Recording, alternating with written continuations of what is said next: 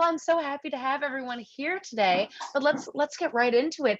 Grin of Evil, we have with us the lovely, lovely director Alejandro Fanzago and producer Anna Girardi. Thank you so much for being here with us today. Looking gorgeous as ever. Congratulations, first off, right off the bat, for your nominations, your awards, some in the film festivals in New York in December, and also being nominated for us for Best Fan Film and Best Experimental Film, Grin of Evil. Oh, yes. Well, let's start it off. It's visually stunning, gorgeous. We want to know, how long did your project take, start to end of editing? It looks so high production quality. But we also want to know, are there more vignettes? Are there more? I so badly want to see these other vignettes. So There's please a let us lot know. more. Let's see. It took It about took us, a long time. yeah, it took us a long time to do this. But just the teaser, because I had the idea several years before. I believe it was in around 2016 2016, yeah, maybe. 2015 over there. So, but we were trying to figure out how to make it, in here, because to do such a thing, such a project like that in here in our country, in Buenos Aires, Argentina, it is like complicated to say. Yes. At least. So we were trying to figure out how to make it, and then I started to, with this idea of to make a teaser trailer, to show a glimpse or just a little bit of what can we do with this project that we had on mind. But just to show a little bit on how it could look. So I had the idea of making this teaser, and we finally made it in it was in 2018. 2018, and with the editing and post-productions Process, it took processing, like 1 year more. one and a half year Yes. of editing, a lot of green screen and background animation. So it was a lot of work to do, but I think we it got was, it right. Yeah. Yes. Hey, I'd say so. I mean, I'm so impressed by just the teaser. I want a full feature film the moment it stopped. I mean, it's beautiful. Have you cosplayed as the Joker before? Yes. Yeah, I've been big fan. 20 and ay, me salen mal los años. I'm sorry, because I'm with the numbers, I can't pronounce this correctly. Like But at least 8 2012. years. At least Yeah, for 8 yeah. years, For almost more or 10 less. years, I've been doing Oh, wow. Joker. Yeah, in Okay. costume. I had a lot of versions. A lot of people tell me, but how many Jokers did you portray? And Yes, I really can't tell, because I just have a lot of, this character Joker has more clothes than me. So Yeah.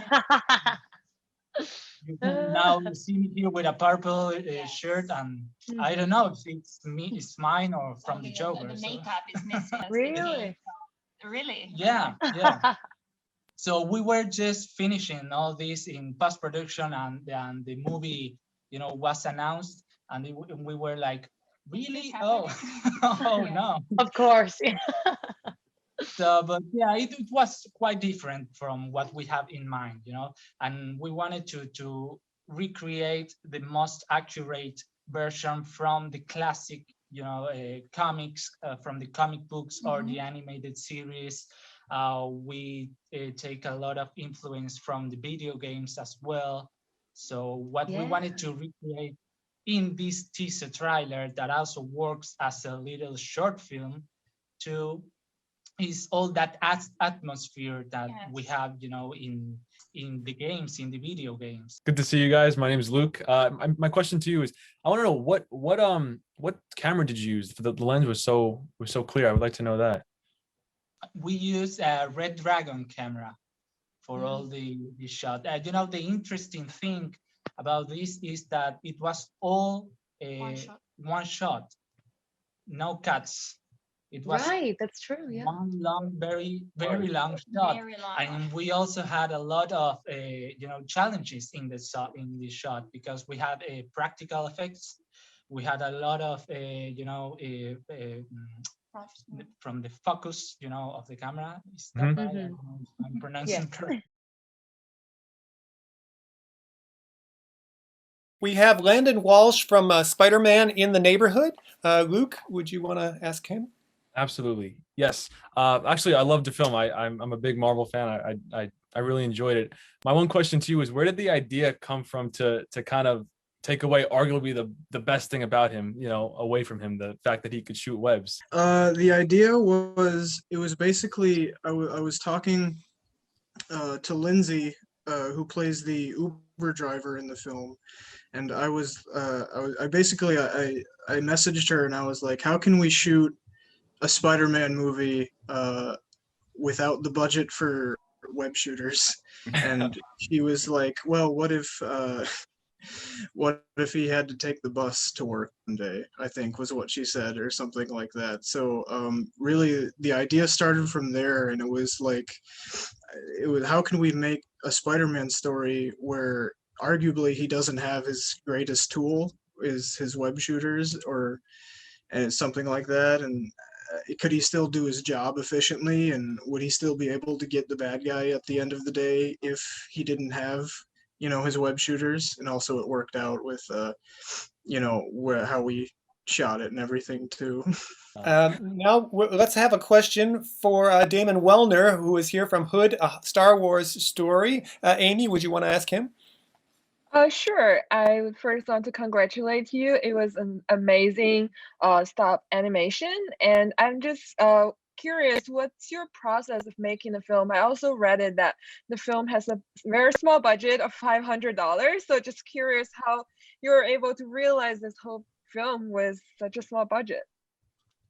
Well, 500 doesn't even, I mean, to be honest, I don't even think it cost me $100. I mean, if it's 500 if you want to sort of calculate the cost of the toys, which is really just my collection that I already had, so I didn't have to buy them for this film. So anyway, it's a micro budget film, and my process is basically I come up with ideas for visual effects and things that I want to try, and see if I can write a story around it, really. I mean, but the process for this film, it was supposed to be a really short idea where the character is just this guy from the background who, in his 10 seconds of having to evacuate, grabs the one thing that's most important to him. And The Mandalorian has since ruined my film because, but people before The Mandalorian knew that thing as an ice cream maker that they used to sell online. I mean, not online, on TV late at night, on infomercials. And so, that's how the action figure got made, because the fans noticed he was carrying an ice cream maker and he became known as the ice cream guy. He was named in a fan forum, Wilro Hood, after the Hood ice cream company, not by me, but like some other people. And then he was voted to be made into an action figure by the fans because they'd already made everybody else. And it was sort of an inside joke among collectors. And so I was just going to make the movie that what happens after the flashback. He just he gets the call, he has to evacuate, he runs out the door, but then he comes back for his ice cream maker. And I wasn't going to explain it or anything, and I wasn't even going to show that it was an ice cream maker. It was like, if you get the joke, you get the joke. If you don't, you don't. But then just I started wondering why you would grab an ice cream maker. It would have to be like an emotional bond, or like an eating disorder, or and I, just kind of came up with, the tragedy that would have led to the eating disorder that would have led to him needing to grab that. You notice he doesn't grab the picture frame off the wall of his dead fiance. He grabs the ice cream maker because he needs that fix, And, and all the other ideas just kind of blossomed after I started the process.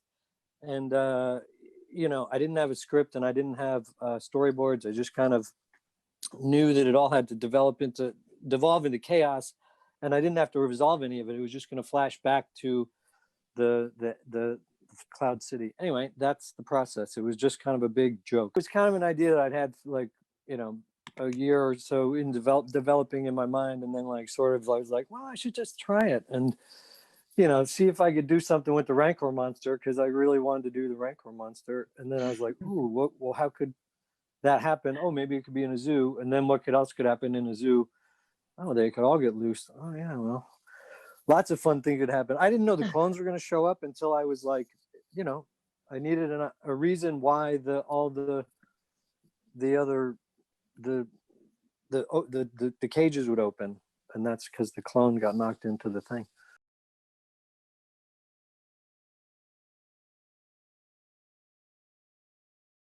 We have John Paul Nickel from The Other Wayne is here. And let's say, Amy, would you want to ask the first question for him? Sure. I think the film was very well made, particularly the set design and how you use the space to, like, it's within this very well decorated room and you tell the story of these two brothers. I just want to ask, how did you pick the room and how did you design the space and how did you maneuver within the space to make this very interesting look? That's a great question. So we actually, one of the stumbling blocks when we were prepping for this was trying to figure out where are we going to shoot this, because we're in Los Angeles, and that sort of classical architecture that you'd find for a Wayne Manor isn't really out here on the West Coast in Los Angeles, unless you're going to go to somewhere like Greystone, which we could not afford to do. And so it became a search on all the Shoot Here websites, and we actually found Peer Space, and it was actually tough because I kept searching mansion, and then I realized we don't need a mansion. We need one single room. So I started doing a search for libraries. I started doing a search for offices, for parlors, and this one place came up, literally like a mile from where we live. The house is an Airbnb that rents itself out. It's like a pseudo mansion. Yeah, it's a 1920s Tudor style mansion. And wow. But even though it was Tudor style, you couldn't have used any other room. There's one other room you maybe could have used. And this room, we walked in and it was perfect other than the size. The room was like as big as this Zoom window. It was terribly, terribly small.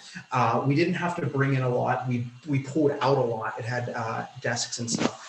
And a couple of chairs and everything. What we brought in was just little stuff on the shelves, the mirror, the lamp, and a jib arm. And a camera.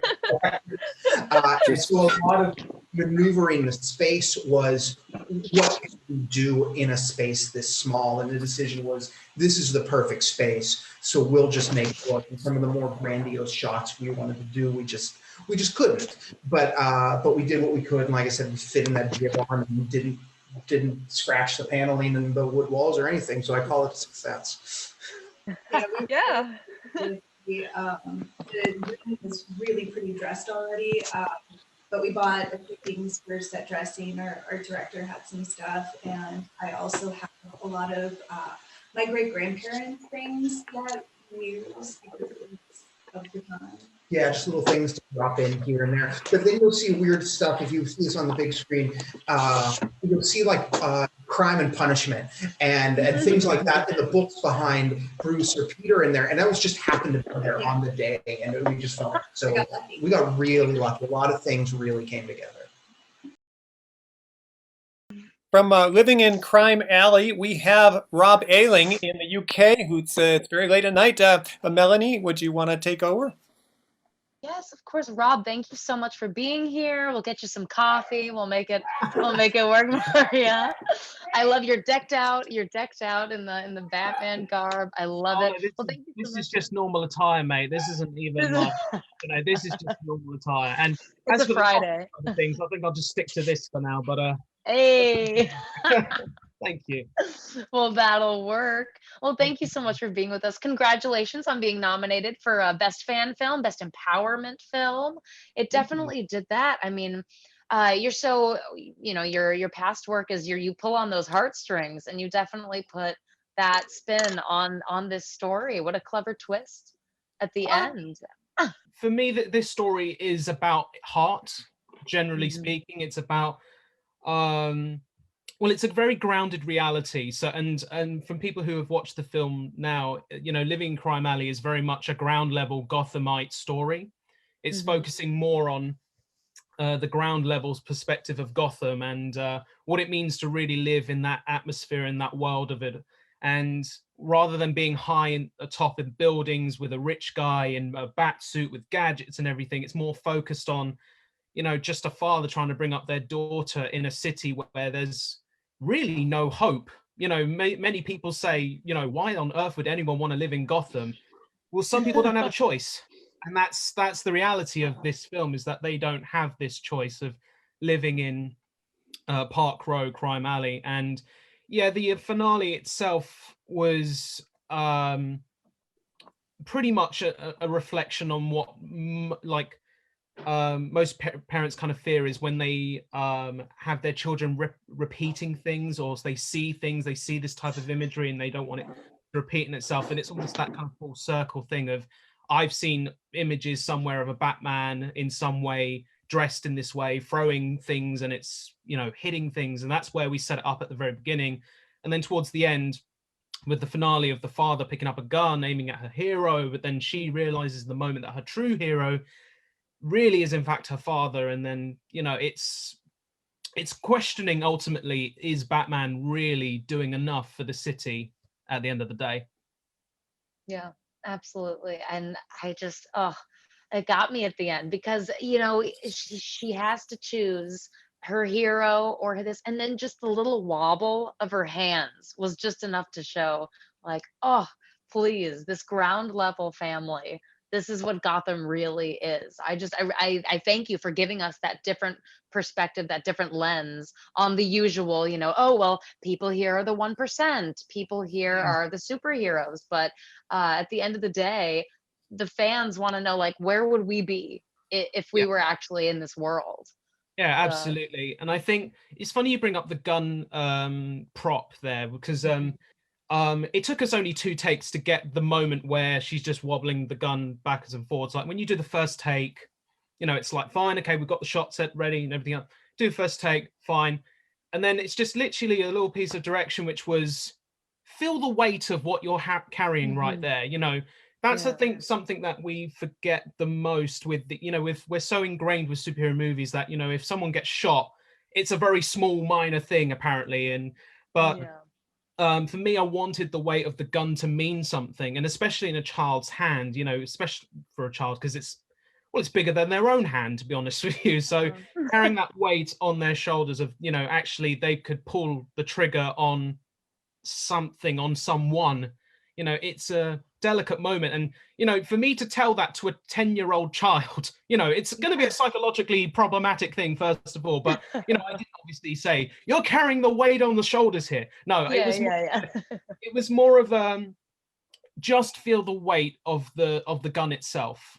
Don't think about anything else. Just think about the weight. And that's why she wasn't able to, that's why you get the shakes, because in that moment, she's just focusing on the eyes of her hero. And that's where you get the wobble. Just little things like that.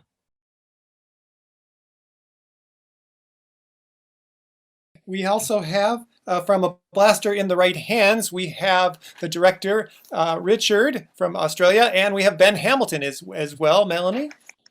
Yes, welcome, welcome one, welcome all. Thank you so much for joining us. Lovely to have. Oh, you've got your Boba Fett merch in the back. Love it. There we go. Yeah. Are we a fan? I thought it would be fitting.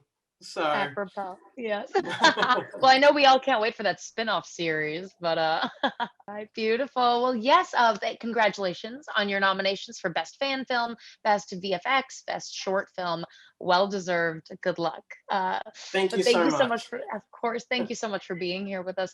We wanted to ask, it's such high production quality. You what was your budget, and how did you really squeeze everything, every penny out of there to make it really look? It looked canon, I gotta say, as a Star Wars fan. So kudos. Thank you so much. That's exactly what we were going for and what we were hoping. We tried to do something that was very much felt like it was canon, and that it fit somewhere between, you know, episode 3 and episode 4, around the kind of Rogue One era. The budget is a very, very modest 25,000 Australian. It was completely self-funded. between myself and my producer, Carol, my hardworking, beautiful, amazing, talented wife, and enabler.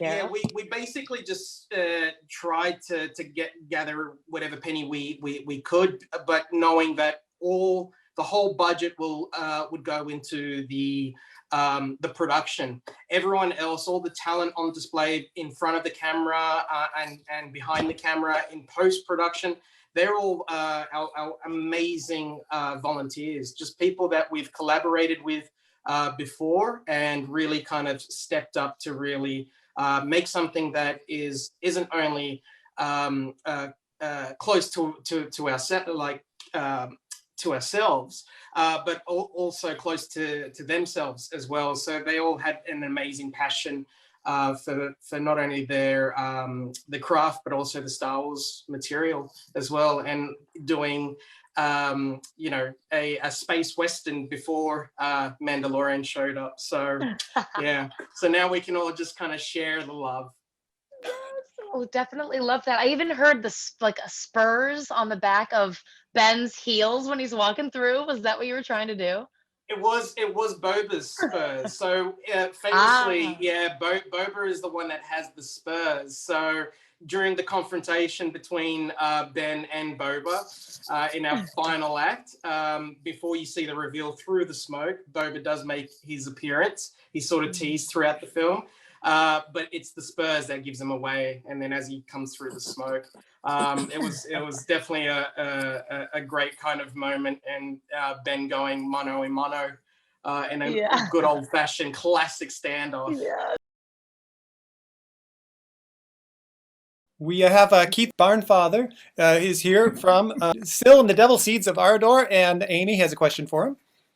Yeah, first of all, congratulations on the amazing film. And as a Whovian, I'm super excited and really impressed by the visual aspect. It is that typical unique Doctor Who look that is amazing. So I want to ask you about why did you, I know like you've done a couple of Doctor Who spin-offs and parodies. I'm just curious, why did you decide to bring back the Sils character, and how were you able to create a new story out of his original story? And just talk a little bit more about the process. I know a lot of people, the actors and a lot of people on set seems to have a long history with Doctor Who. Just what does it feel like to film this piece of work? That's a short question. Yeah, the character of Sil was probably the most successful from, I don't know how many people know about Doctor Who, but you know, there's periods of the program from each actor that played the Doctor. And Colin Baker's period, the character of Sil, who's a sort of a slug, an alien slug, was one of the most successful characters.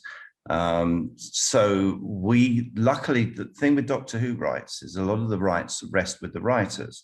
And Philip Martin, who created Sil, owned the rights to the character. So it was within our scope to be able to go to the writer and ask him.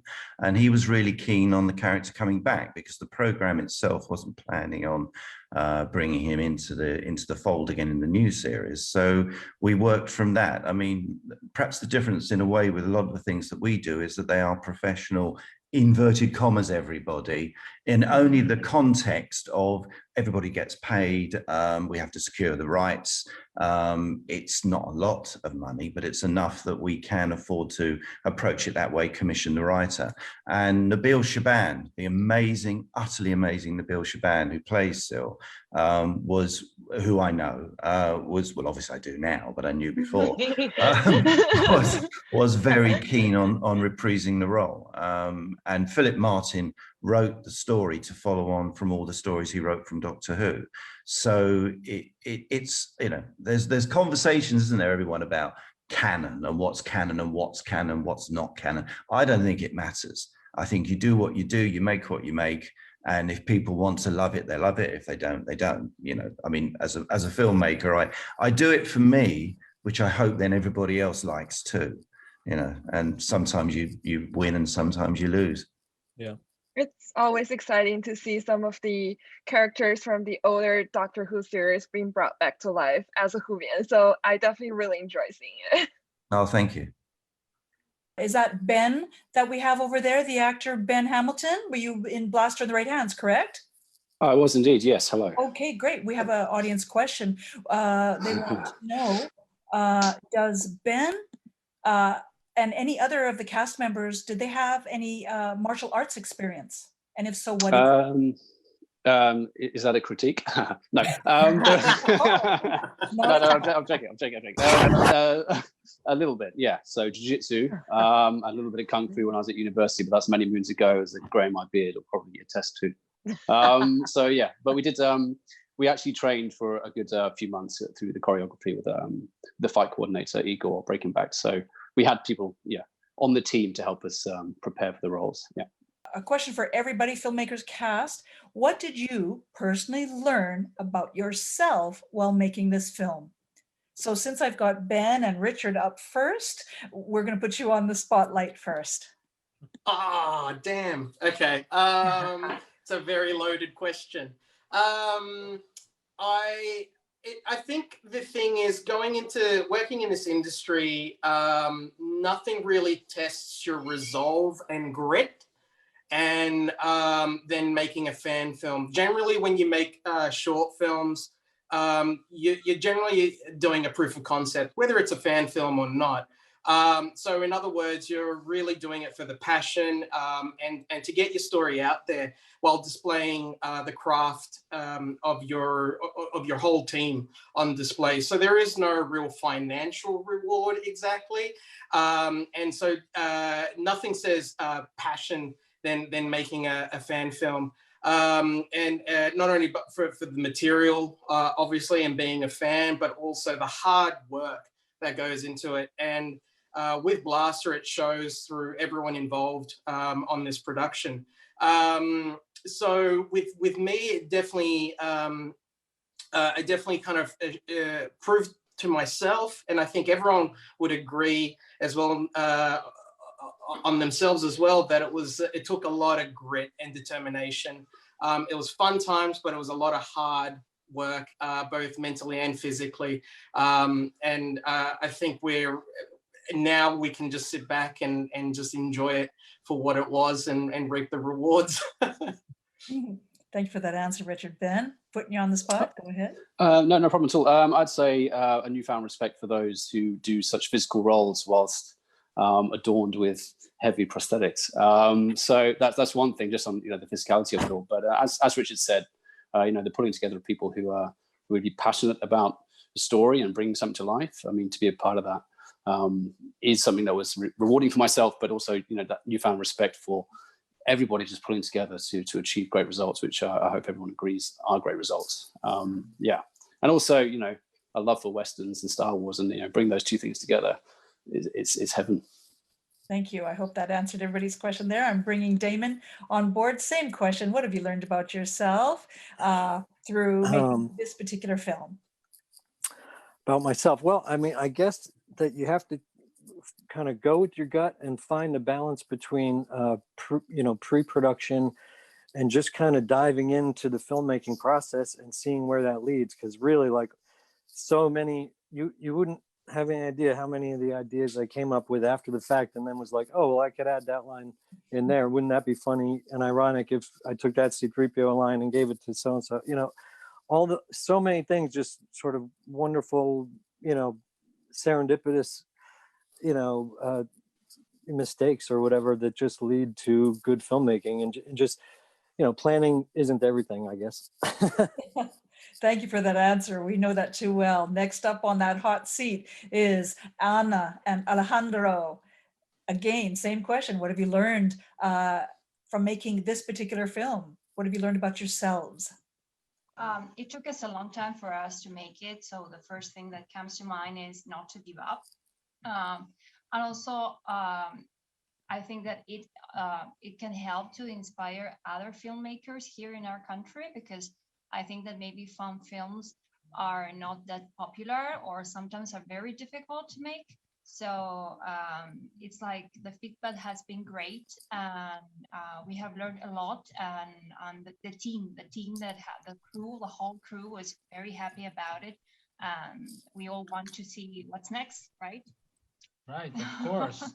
For me in particular, it was to be persistent, because I had to do a lot of trials and errors to achieve some things.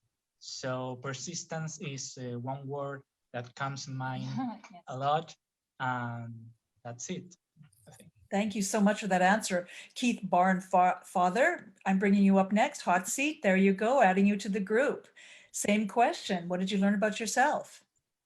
Oh, probably trust myself finally, actually. I think to sort of believe that I mean, I don't think you're ever happy with what you do. I think every time you finish something, you think, oh God, I wish I'd done it differently. But perhaps just to say, I finally think I can trust myself as a director more than a producer. Yeah. Good answer, great. I'm going to bring up Landon Walsh. People in the audience are giggling that they say, be prepared, that's what he learned.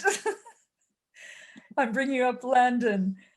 They said the answer is be prepared because they're referencing your film about Spidey being out of Spidey. Yes, I was going to say I should plan more and also maybe stretch before I sprint. The Ferris Bueller sequence we did, it took 8 takes actually, and on the very first take, actually I think pretty much nearly ripped a thigh muscle. So for the other remaining takes, I was probably going a bit slower because of the leg problem. But yeah, I should probably prepare a bit more in the future, I guess. Oh, you got some sad faces emojis coming up here. Okay. And we're going to add Rob Ayling to the mix. Here we go. Same question. What did you learn about yourself making this film? I guess fundamentally the big thing that I learned about myself making this film is that ultimately that preparation is key with any film that you make, but in particular this type of films that we have made. But I think to add to that, it's okay to experiment as well in the moment as well, especially in the moment, whether it's in regards to, you know, camera setups or even performance, because if you give the freedom to an actor to just go with, you know, their instincts, you'll find something really great in the moment there. And that for me was one of the best things that I, you know, learned throughout this entire thing, was actually going with my gut and just going, you know, yes on those things. But when an actor turns around and says, actually, mind if I give it a go this way? And then me just going, yeah, sure. And then it's completely different entirely, but in a whole differently great way. And that's yeah, we have some screenwriters in the audience saying that, agreeing with you. Yeah, yes, write the good dialogue and let the actors deliver. Very good, thank you, audience. And last but not least, Jennifer and John Paul, same question, putting you in the hot seat.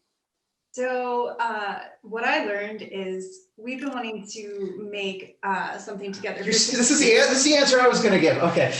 We didn't rehearse this. This is real. So we've been wanting to make something together for 15 years. We keep talking about different things and then they never happened. And this happened. And for me, it taught me that we don't have just a great marriage, we also make a great production team together. And it made me really excited for everything else we're going to make together.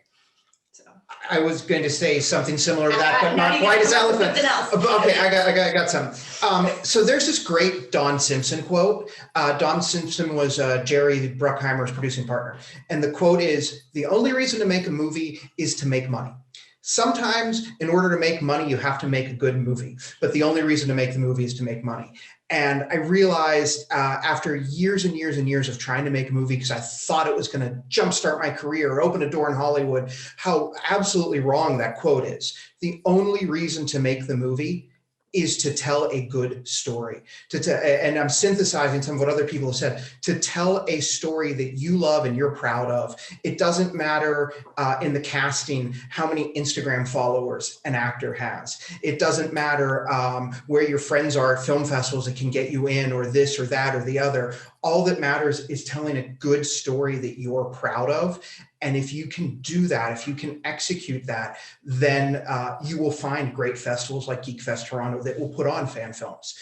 Then it becomes a calling card. But to do it just because you think it's going to open a door to something else, that's the wrong reason to do it. If you're going to spend all this time and all this money and burn all these favors from friends, you better believe in it as a piece in and of itself that it can live on if nothing else ever happens with it. Wow. Amazing answers, everyone. I hate to cut you short. We need another hour for y'all. Maybe we'll invite you back for an extended Q&A offline. But I just want to thank our MC, Thomas Florek, our co-host, Melanie, Amy, Luke, and all the other folks in the audience. Thank you for joining us on Zoom. Thank you for joining us on Facebook. We're going to get right into our live script read of Space Captain Smith, all the way from Toronto, Los Angeles, and the Vancouver, Canada, but written by screenwriters in the UK. Thank you, fan film directors, and thank you, Ben Hamilton, for showing up. You have some of the best camera scenes. Oh my gosh, we love it. So thank you, everybody. Just a moving prop, just a moving prop. All good. And helping us kick off 6th Annual GeekFest Toronto in the right way. Thank you. We are the geeks. We are honored. Thank you. Bye-bye now. Thanks for having us. Bye. Thank you. Happy Valentine's Bye. Day. Happy Valentine's Day. Yeah.